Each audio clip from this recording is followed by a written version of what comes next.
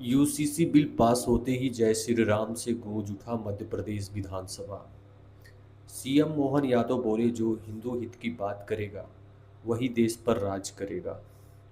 मध्य प्रदेश की राजनीति और विधानसभा के इतिहास में आज का दिन एक ऐतिहासिक और यादगार अध्याय के रूप में दर्ज हो गया है।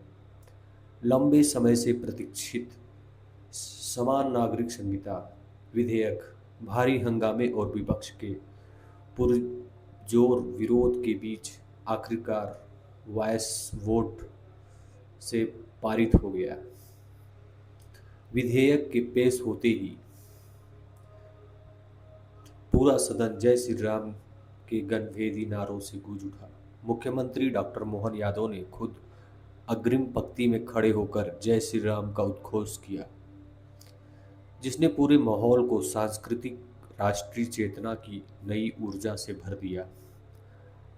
अपने संबोधन में मुख्यमंत्री डॉक्टर मोहन यादव ने विपक्ष दल कांग्रेस को आड़े हाथ लिया और उस पर तुष्टीकरण की राजनीति करने का सीधा आरोप लगाया।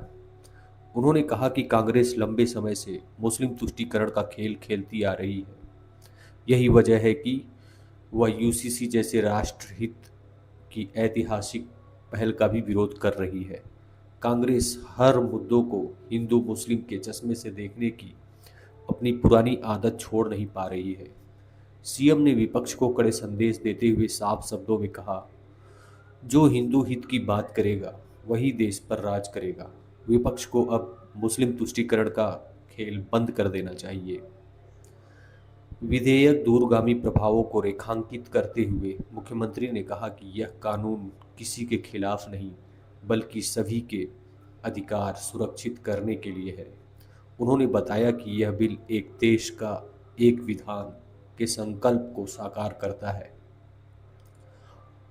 और डॉक्टर बी.आर. अम्बेडकर, सरदार वल्लभ भाई पटेल तथा श्याम प्रसाद मुखर्जी के आदर्शों को आगे बढ़ाता है।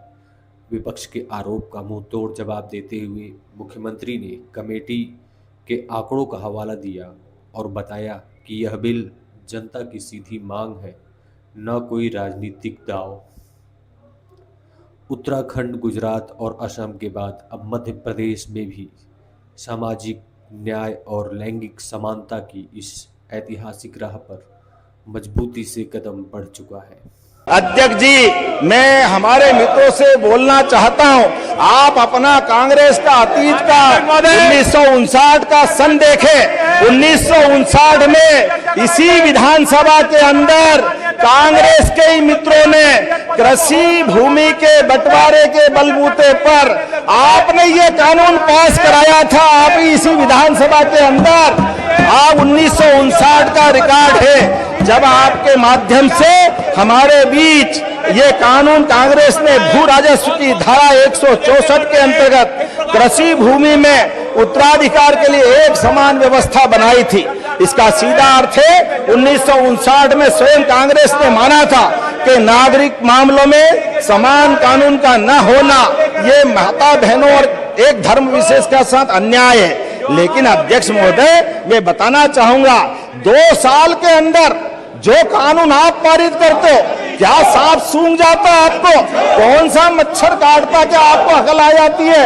आपका कानून आप बदल देते हो। मध्य प्रदेश माफ नहीं करने वाला कांग्रेस के इस दोहरे चरित्र के आधार में आपने जो पाप किया है ये पुनः धोने का मौका है।